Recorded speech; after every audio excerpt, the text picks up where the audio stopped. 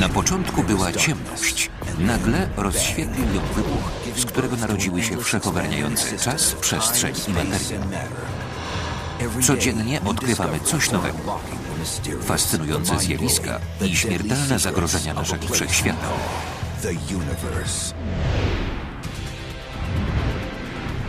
W otchłani wszechświata coś przerywa ciszę.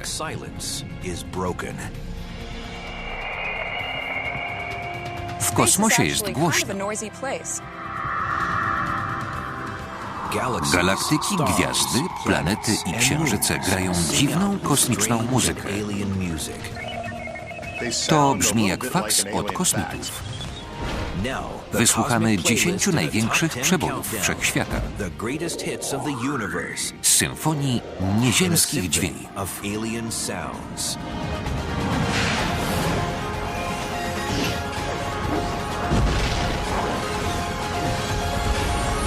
Kosmos. Tajemnice wszechświata. Odgłosy kosmosu.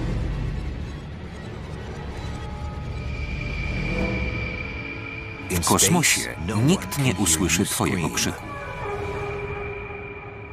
To hasło reklamowe filmu grozy Ridleya Scotta Obcy miało wywoływać dreszczyk.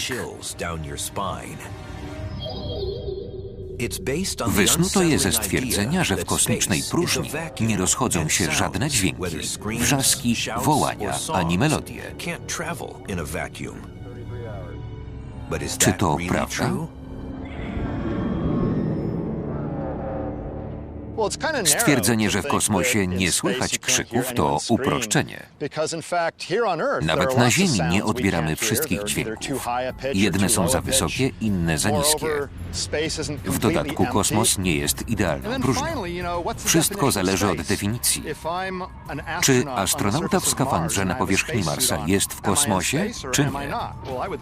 Według mnie tak. No to próbujmy.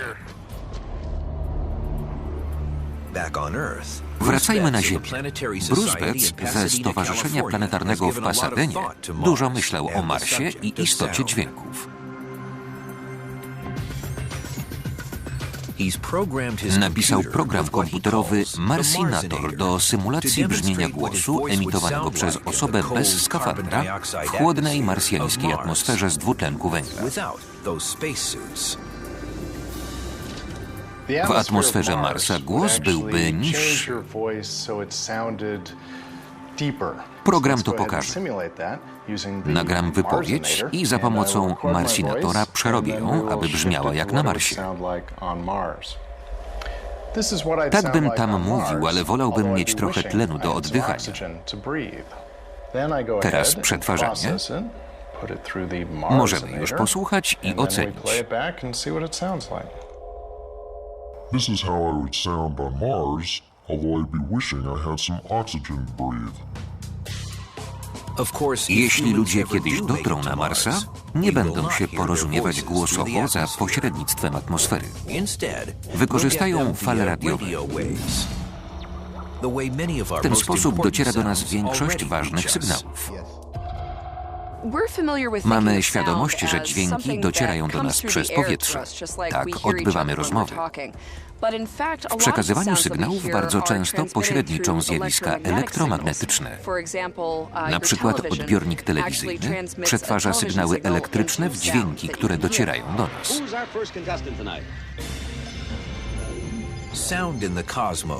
Dźwięki nigdy nie dotrą do nas bezpośrednio przez kosmiczną próżnię. Niezbędne jest wykorzystanie fal radiowych, światła czy innych elektromagnetycznych nośników, byśmy mogli poznać bogactwo dźwiękowe wszechświata. Kosmos jest naprawdę hałaśliwym miejscem. Ma bardzo wiele źródeł dźwięków, które wykrywamy na przykład radioteleskopami.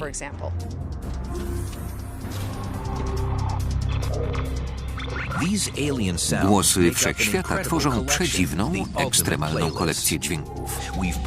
Poprosiliśmy zespół astronomów i fizyków o wyłonienie pierwszej dziesiątki największych przebojów otwartego kosmosu.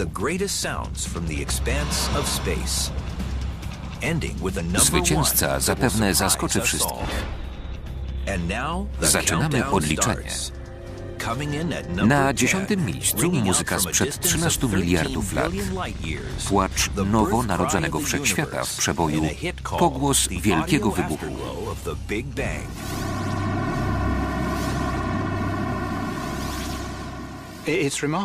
Co ciekawe, młody wszechświat wydawał dźwięki.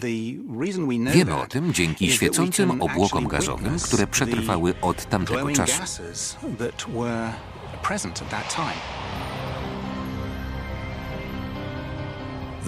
Poświata tych gazów jest nazywana mikrofalowym promieniowaniem tła. To słaby strumień mikrofal docierających ze wszystkich kierunków. Odkryto go w połowie lat 60. Stanowi pozostałość po wielkim wybuchu. Słynna centkowana mapa satelitarna promieniowania tła przedstawia dzieciństwo kosmosu, gdy miał tylko 380 tysięcy lat. Mapa promieniowania reliktowego to dźwiękowy profil młodego kosmosu. Kolory wskazują na niewielkie różnice temperatury wynikające z niejednorodności początkowej gęstości i ciśnienia. Fale ciśnienia to po prostu dźwięki, które rozchodziły się w młodym wszechświecie.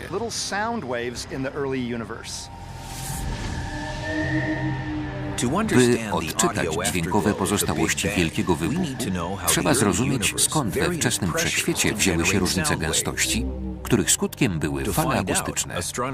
W tym celu astronom Mark Whittle i organmistrz Manuel Rosales siadają do manuału organów kościoła w Claremont.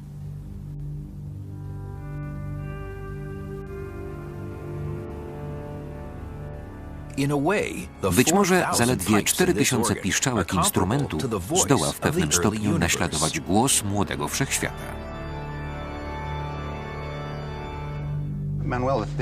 Cechą ówczesnego kosmosu było jednoczesne brzmienie wszystkich tonów. Byłoby znakomicie, gdybyśmy zdołali to powtórzyć przy organach. Czy możemy uruchomić wszystkie piszczałki naraz? Dajemy ognia ze wszystkich rur. To stare powiedzenie organistów.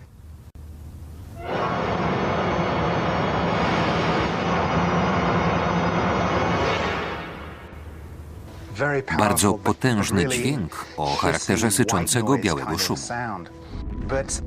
Tymczasem w pierwotnym odgłosie wszechświata dominowały pewne tony, wyróżniające się wśród innych.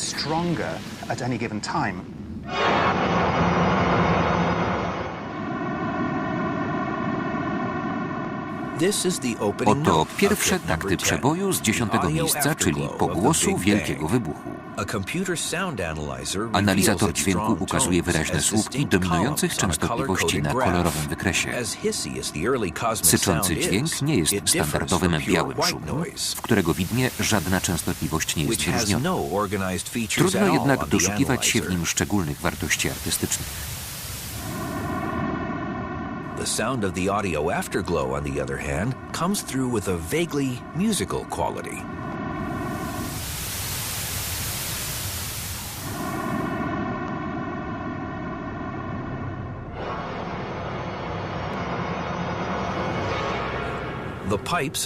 Piszczałki organów są wykonane z drewna lub metalu. W kosmosie źródłem dźwięków są skupiska ciemnej materii, tajemniczej substancji, która ujawnia się tylko poprzez wpływ jej grawitacji.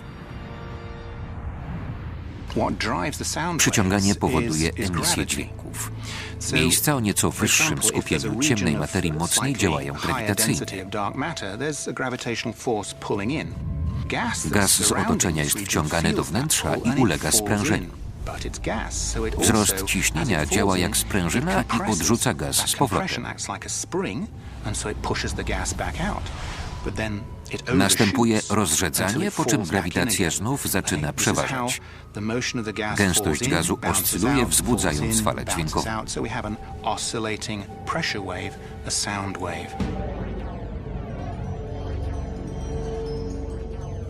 Promieniowanie tła jest bardzo ważne, ale to tylko nieruchomy obraz. Jego dźwiękowy odpowiednik to także hałas, w którym nie ma melodii. W dodatku nie można go usłyszeć. The pipe organ Piszczałki helps show organowe us why. pomagają zrozumieć dlaczego. Odgłos wszechświata jest tak niski, że go nie słyszymy. Jaki jest najniższy dźwięk organów? Wydaje go 10-metrowa piszczałka uruchamiana pedałem.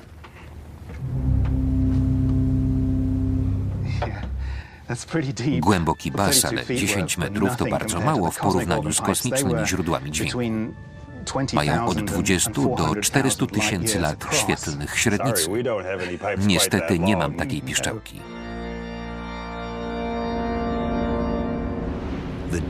Bas młodego wszechświata jest tak głęboki, że słychać go tylko po potężnej transpozycji w górę.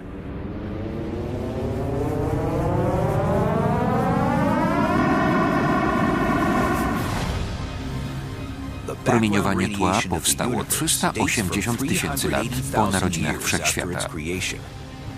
Co było wcześniej? Czy można odtworzyć piosenkę, którą kosmos śpiewał od narodzin?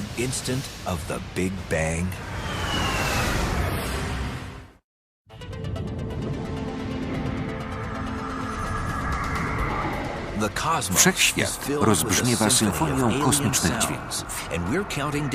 Idziemy w górę listy 10 najciekawszych.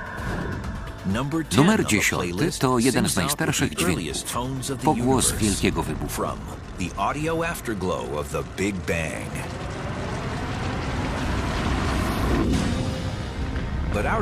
Trudno zapisać pieśń nowonarodzonego wszechświata, ponieważ kosmiczne organy huczały wszystkimi piszczałkami naraz.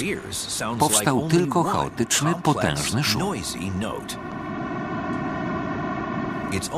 To dopiero pierwszy akord spowodowany przez fale gęstości, które ujawniają się na mapie kosmicznego promieniowania tła. Stanowi obraz wszechświata, gdy miał tylko 380 tysięcy lat. Jak cofnąć się w czasie, by usłyszeć resztę? Kosmologia jest tak rozwinięta, że potrafi odtworzyć komputerowo wydarzenia w młodym wszechświecie. Jednym z elementów symulacji są dźwięki, jakie występowały niemal od początku, przez pierwsze 400 tysięcy lat.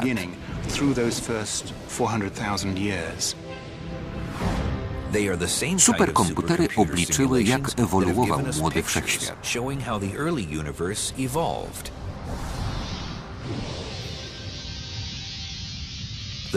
Ciemna materia podlegała tym samym regułom, co piszczałki w organach. Im są dłuższe, tym niższe dźwięki wydają. Wraz z upływem czasu kosmos się rozszerzył. Jego piszczałki stawały się coraz większe. Tonacja melodii ulegała stałemu obniżaniu.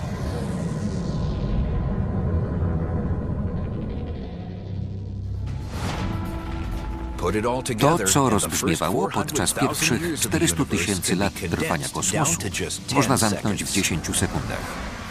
Oto przerażający krzyk noworodka.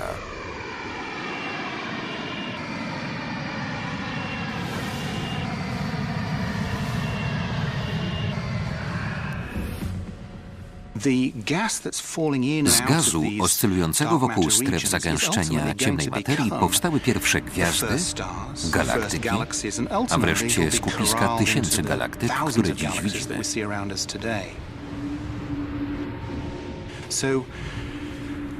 Odtwarzanie towarzyszących temu dźwięków to nie tylko przyjemność czy zabawa. Fale akustyczne miały wielkie znaczenie dla kształtowania struktury wszechświata, by stał się takim, jakim go znamy.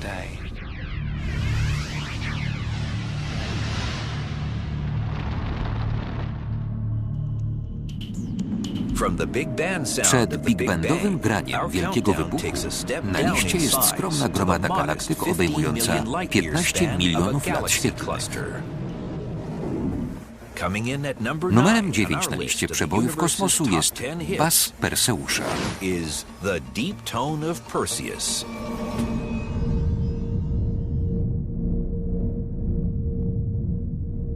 This is low sound to the Ten extreme, skrajnie niski emanating dźwięk from the dobiega z Perseus gromady cluster, Perseusza, a grouping of roughly czyli 1,000 tysiąca bliskich galaxies, galaktyk położonych 250 milionów lat świetlnych od Ziemi. Galaktyka w centrum gromady zawiera supermasywną czarną dziurę. Centralna galaktyka grupy o nazwie Perseusz A ma aktywne jądro związane z obecnością czarnej dziury w centrum. Wybiegają z niego potężne strumienie energii. Z nie do końca zrozumiałych przyczyn zjawisko słabnie. Emisja energii następuje co około 10 milionów lat. Wiązki energii wywołują fale ciśnienia, którym towarzyszą zjawiska akustyczne.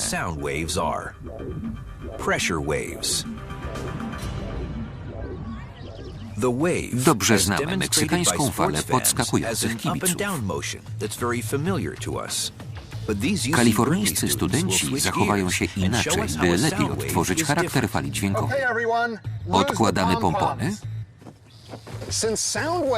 Skoro dźwięk to fala ciśnienia, odtworzymy ją z ludzi. Ustawcie się ciasno w szeregu. Nie zostawiajcie luk. Będziecie napierać na siebie jak cząsteczki w fali dźwiękowej.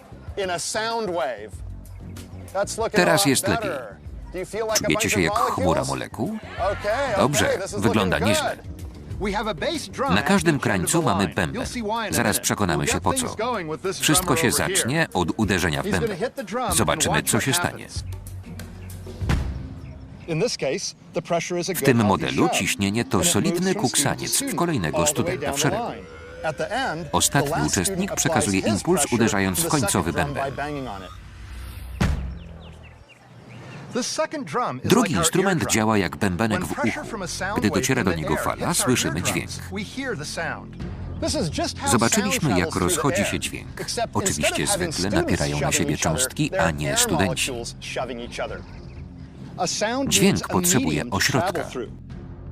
W próżni się nie przemieszcza. By dotrzeć z punktu A do B, fala akustyczna wywołuje wiele zderzeń między drobinami materii. Tak to działa. Ale jak fale dźwiękowe z basem Perseusza rozchodzą się w praktycznie pustej przestrzeni międzygalaktycznej?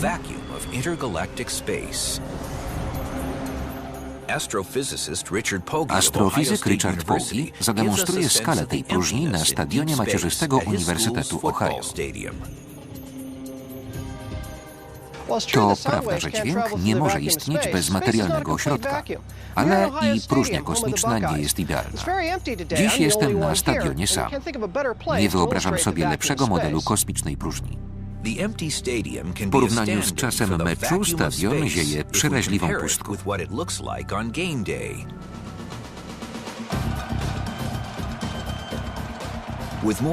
Gdy zasiądą tu 102 tysiące widzów, stadion będzie przypominał gęsto wypełnioną cząsteczkami gazu atmosferę Ziemi.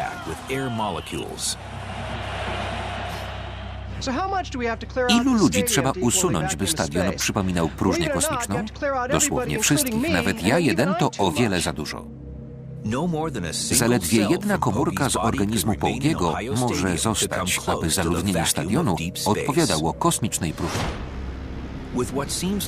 Skoro między galaktykami gromady Perseusza jest tak pusto, można zwątpić w istnienie fal akustycznych. Jak przesłać dźwięki przez próżnię? Wróćmy do przykładu z boiskiem. Muszę daleko biec, by kogoś spotkać i przekazać mu energię, ale to możliwe. Podobnie jest w przestrzeni kosmicznej. Choć cząstka musi pokonać 300 lat świetlnych, zanim napotka inną, to kiedyś przekaże jej energię i fala się rozejdzie. Zderzenia cząstek w gromadzie Perseusza wywołują słabą emisję rentgenowską. Odbierają teleskop kosmiczny Chandra, informując nas o obecności fal. Są jednak bardzo długie, znacznie niższe od wszystkiego, co słyszeli do tej pory ludzie. Dźwięk leży 57 oktaw poniżej zakresu słyszalnego dla człowieka. Można go wpisać do Księgi Rekordów jako najniższy ton, jaki zarejestrowano. Bas Perseusza jest tak niski, że możemy tylko w przybliżeniu opisać jego brzmienie. Mówi się, że gromada galaktyk gra niebywale niskie P, które potrwa zapewne 2,5 miliarda lat.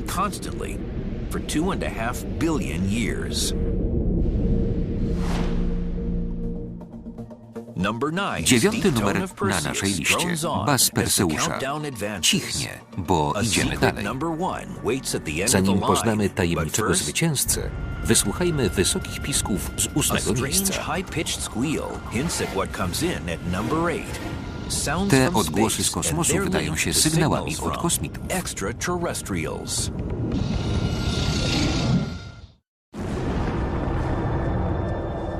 Słuchamy 10 największych przebojów wszechświata, najciekawszych melodii kosmosu, zaczynając od wielkiego wybuchu.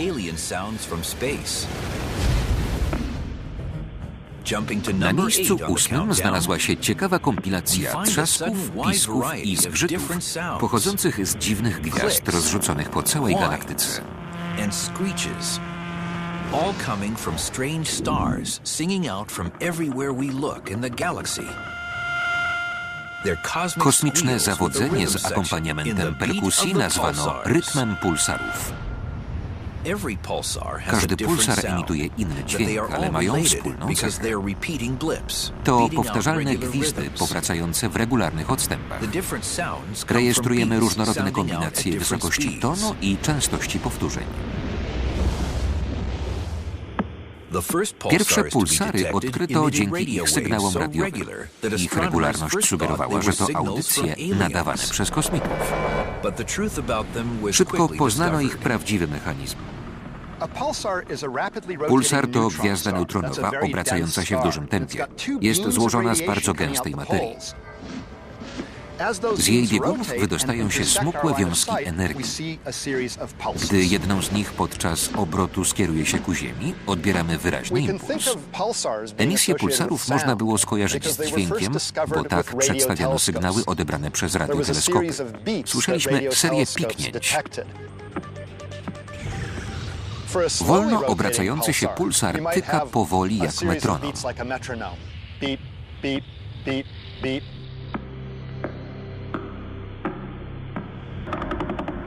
Czasem tempo jest większe.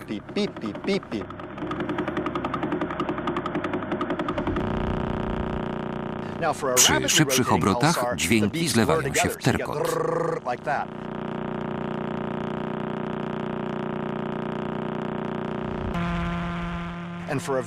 Pulsary rekordziści wysyłają ciągły dźwięk o strukturze niezauważalnej dla ucha.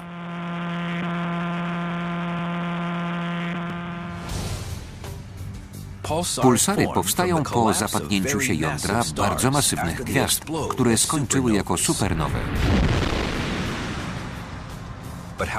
Jak długo trwa proces zapadania? O to właśnie zapytał Sherman Staubbe. Wysłał nam pytanie SMS-em. Widoczne ślady supernowej utrzymują się miesiące, lata, a nawet wieki. To pozostałości po wybuchu, rozszerzający się obłok gazów. Samo inicjujące eksplozję zapadanie się jądra masywnej gwiazdy trwa sekundę czy dwie.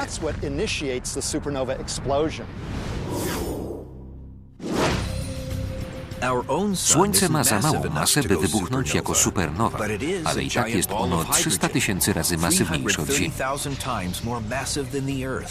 Wielka kula wodoru spala go w reakcji syntezy jądrowej.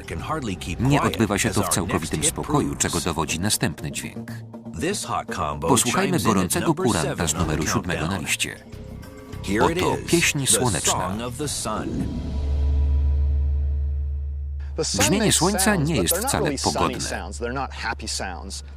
Gwiazda wydaje niski, ponury pomruk i bulgotanie.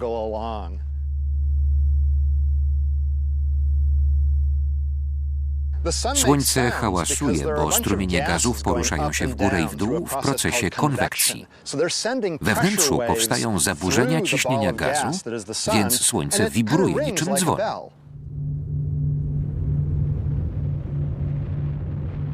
W przeciwieństwie do dzwonu, gwiazda wydaje jednocześnie 10 milionów różnych tonów. Ujawniają się jako niewielkie nierówności powierzchni kuli.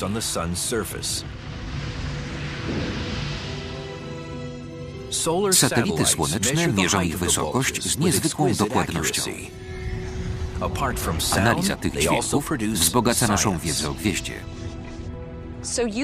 Dzięki falom akustycznym na Słońcu możemy dokładnie odtworzyć obraz jego wnętrza, a nawet wiemy, że na niewidocznej stronie gwiazdy tworzą się skupiska plam.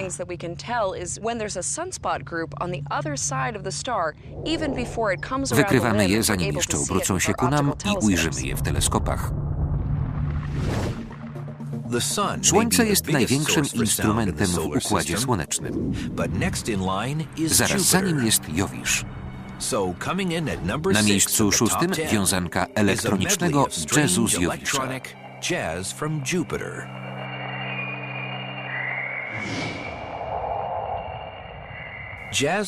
Nagrania udostępniły dwie legendarne sondy Voyager, które wędrują poza granicę Układu Słonecznego.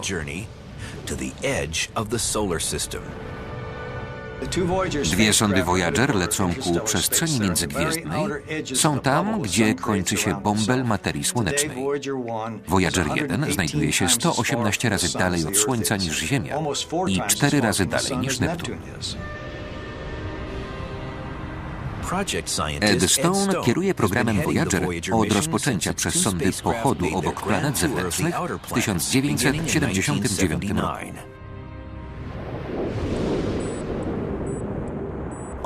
Zbliżając się do Jowisza, napotkały na falę uderzeniową wokół niego. Zarejestrowały szum przypominający wiatr albo przydźwięk elektroniki.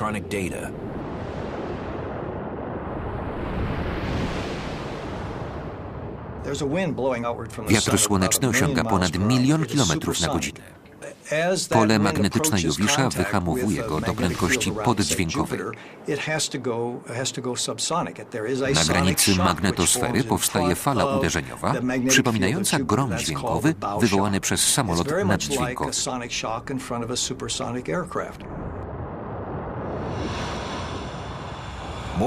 Jeszcze ciekawsze są chórki Jowisza, przypominające głosy rannych ptaków.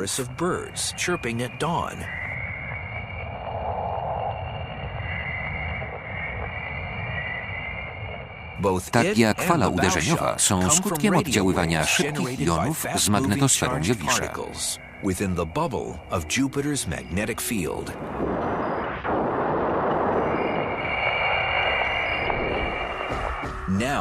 Za tajemniczym zwycięzcą kosmicznej listy przebojów znaleźli się inni wykonawcy.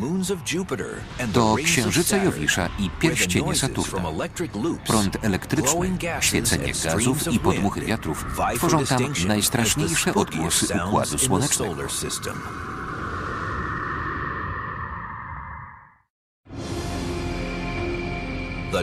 W sali koncertowej Jowisza występują też inni artyści.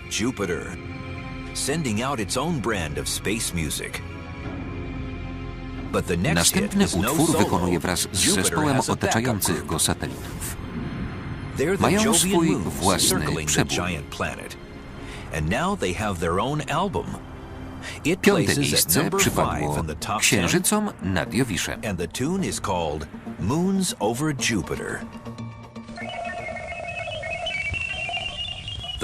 Wokalną partię Ganimedesa nagrała sonda Galileo, która pod koniec 1995 roku dotarła w okolice Jowisza.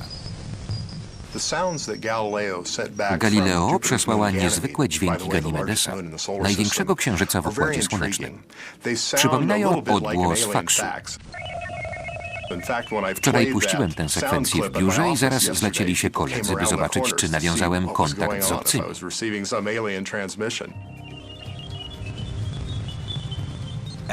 Tak jak nagrania Voyagera, zapisy Galileo są odgłosami zjonizowanego gazu, czyli plazmy. W tym stanie atomy są rozdzielone na ujemnie naładowane elektrony i dodatnio naładowane jądra.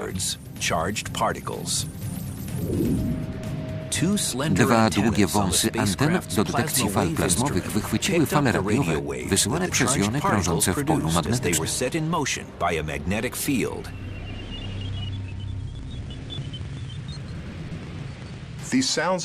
Dźwięki z Ganimedesa dowodzą obecności pola magnetycznego. Potwierdzić to mogły tylko urządzenia do badania fal plazmowych, jak w sondzie Galileo.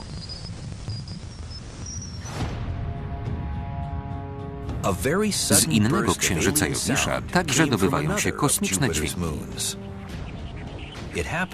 Zarejestrowała je sonda Galileo, przelatując nad północnym biegunem Io.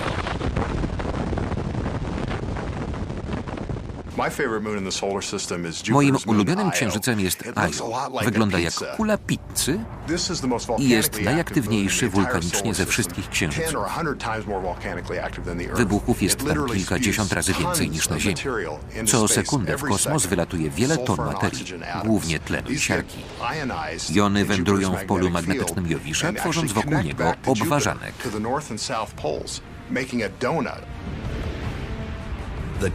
W powstałym kanale Io-Jowisz między wulkanicznym księżycem i planetą płynie potężny prąd elektryczny. Gdy sonda Galileo przelatywała przez ten obszar, dźwięk urwał się równie szybko, co zaczął.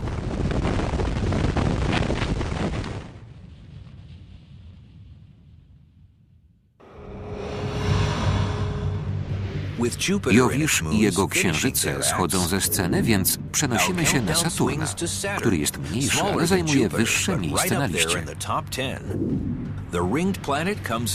Władca pierścieni uplasował się tuż za podium. Posłuchajmy surrealistycznej symfonii Saturna. Zarejestrowała ją sonda Cassini, która od przybycia do planety z pierścieniami w 2004 roku przesyła niesamowite zdjęcia i dane. Podobnie jak w przypadku Voyagera i Galileo, uszami sondy Cassini są detektory fal plazmowych.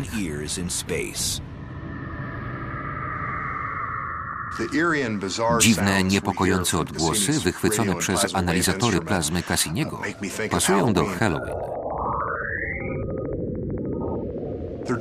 Powstają wraz z saturnowymi zorzami podobnymi do ziemskich. Nie usłyszelibyśmy tych dźwięków, ale po ich transpozycji do słyszalnego pasma uzyskamy przerażające melodie.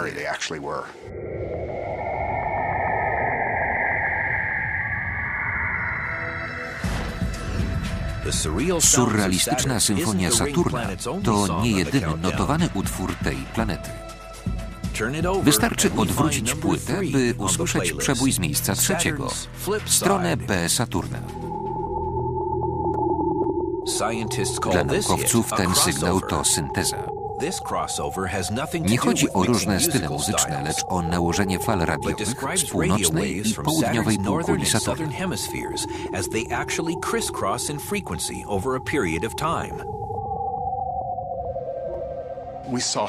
Detektory fal elektromagnetycznych zarejestrowały coś dziwnego. Sygnały północnej i południowej półkuli miały różną częstotliwość, jakby każda część wirowała w innym tempie. To nie do pomyślenia na Ziemi, która wiruje jako całość. Okazało się, że na Saturnie dzieje się tak samo. To strefowe wiatry w wysokich warstwach wprowadziły nas w błąd.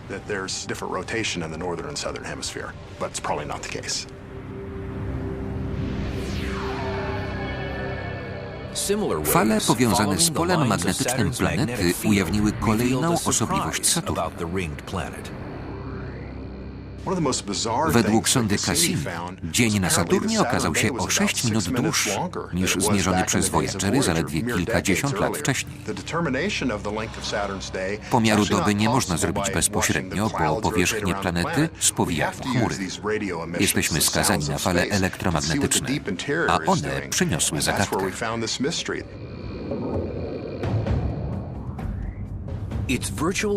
Obiekt wielkości Saturna nie może aż tak bardzo spowolnić obrotów w tak krótkim czasie.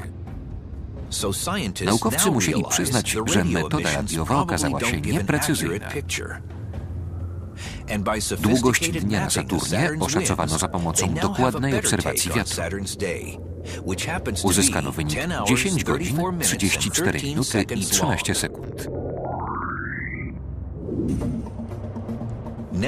Tytan, największy księżyc Saturna, zajął drugą pozycję za pełnię Tytana.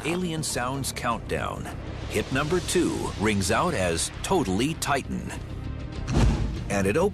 Zaczynają nieziemski świst, zarejestrowany przez mikrofon w lądowniku Huygens. Działo się to, gdy opadał z sondy Cassini na spadochronie w metanowej atmosferze Tytana ponad 1 miliard kilometrów od Ziemi. Skacząc ze spadochronem, słyszy się łopot. Podobny zarejestrował Huygens. Gdy w 2005 roku lądownik zbliżał się do Tytana, przesłał ten dźwięk na Ziemię. Czujnik akustyczny Huygensa był zwykłym mikrofonem włączanym co kilka sekund. Rejestrował krótki dźwięk, przerywał i znowu to samo. Nie planowano udostępniania nagrania szerokiej publiczności.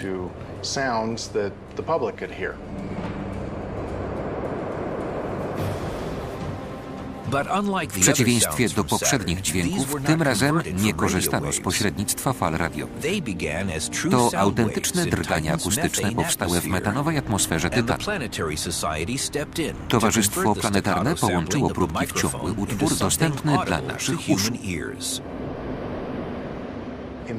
W końcu słychać głównie szum spadochronu opadającego w atmosferze. Po lądowaniu robi się całkiem cicho. Po ustaniu głośnego szumu nastał cichy szmer. Niebywałe, że odgłosy zostały zarejestrowane zwykłym mikrofonem ponad 1 miliard kilometrów stąd.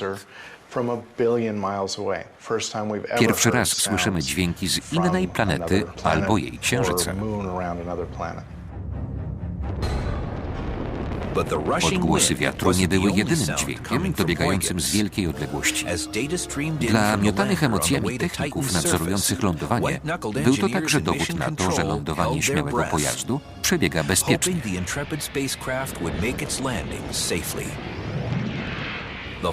Ostatni przebój przedstawiony w zestawieniu niewątpliwie poderwie Was na równe nogi.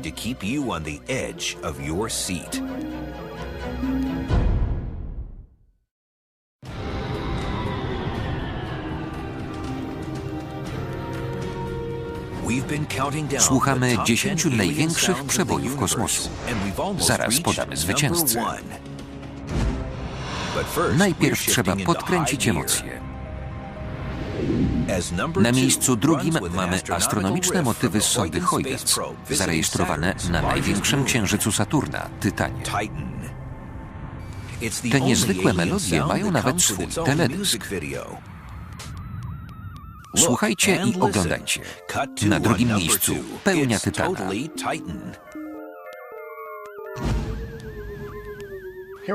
Oto film dzwonków i gwizdów nadany przez sondę Huygens. Przedstawia proces jej opadania i jest przykładem użycia dźwięków do przekazywania różnych danych. Podobnie jak licznik Geigera sygnalizuje stukiem poziom radioaktywności, tak przyrządy Huygensa kodowały akustycznie uzyskane wyniki.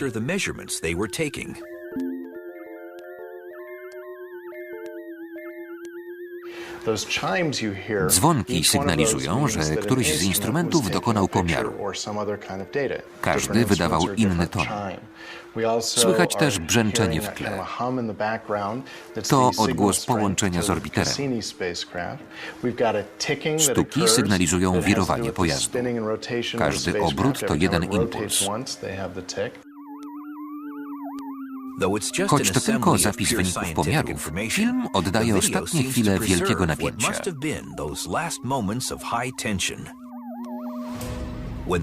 Obsługujący aparaturę zastanawiali się, czy maleńki pojazd wyląduje, czy się rozbije.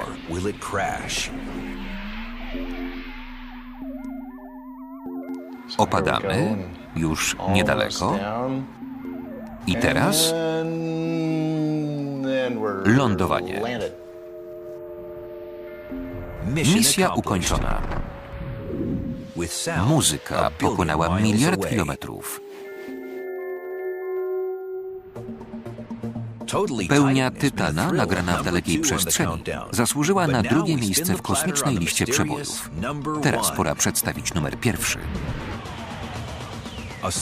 Ta piosenka pochodzi z wyjątkowego miejsca, jakiego nie znaleźliśmy nigdzie indziej w całym kosmosie. Niektóre odgłosy przypominają sygnały z Jowisza i Saturna, ale inne są we wszechświecie niepowtarzalne.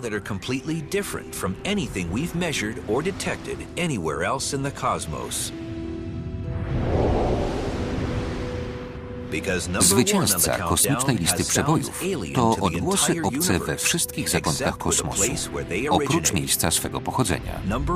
Numer 1 to wiązanka z wyjątkowego miejsca. Echa Ziemi.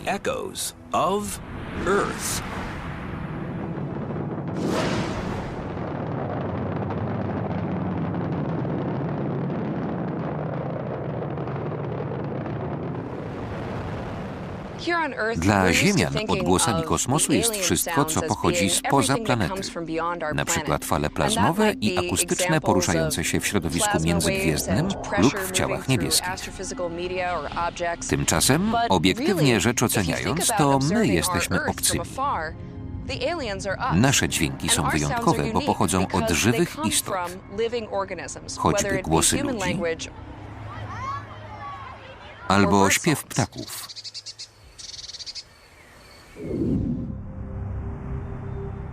Sonda kosmitów na pewno odebrałaby emisje z Saturna i Jowisza, wysyłane przez jony w magnetosferze. W przeciwieństwie do innych z błękitnej planety, fale radiowe niosą programy wysyłane przez ludzi.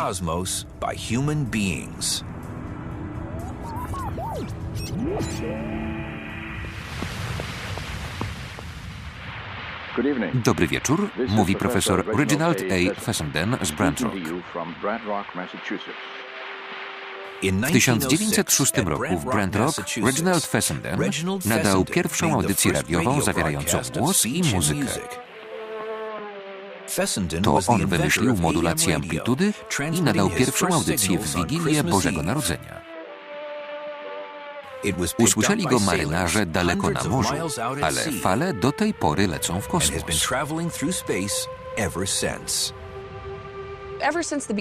Od narodzin radia nadajemy także w przestrzeń. Wysyłamy sygnały także celowo, licząc, że ktoś obcy je odbierze. Oczywiście wszechświat jest ogromny, więc trudno powiedzieć, kto i gdzie ich wysłucha. Mimo to cały czas wędrują, Bóg wie dokąd. Pozdrawiają Was dzieci z planety Ziemia. Głosy z Ziemi lecą w kosmos nie tylko drogą radiową, lecz systematycznie podróżują w 2 sondach Voyager.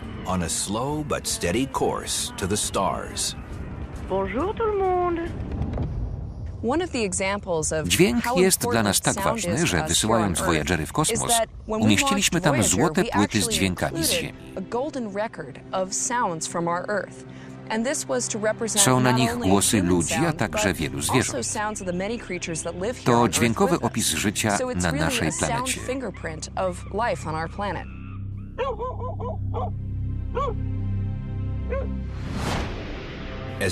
Zajmując poczesne miejsce na liście 10 największych przebojów kosmosu, pamiętajmy, że jesteśmy cichym głosem wśród ciał wołających w przestrzeń kosmiczną. Od powstania po dziś dzień wszechświat emitował niezwykłe dźwięki i wspaniałe widowiska. Tworzą może dziwne melodie, ale niosą ważne przesłanie, pomagając zgłębić tajemnice przyrody i zrozumieć wszechświat.